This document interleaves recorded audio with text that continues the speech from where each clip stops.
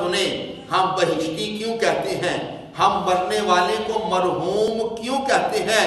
سنیے، امام جلال الدین سیوطی نے اس حدیث پاک کو نقل کیا، نبی کرم صلی اللہ تعالیٰ علیہ وآلہ وسلم نے فرمایا امتی امت مرحومت تدخل قبورہا بذنوبہا وتخرج من قبورہا لا ذنوب علیہا۔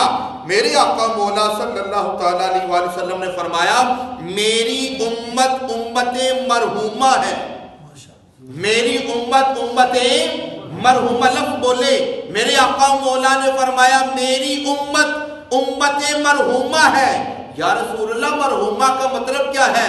آگے خود میرے آقا نے وضاحت فرما دی کہ تدخل قبورہا بذنوبہا، کہ جب قبر میں داخل ہوں گے تو 7 گناہ بھی ہوں گے، 7 خطائیں بھی تھی، غلطیاں بھی تھی، لیکن جب قبر سے نکلیں گے گناہوں سے معاف ہو جائیں گے۔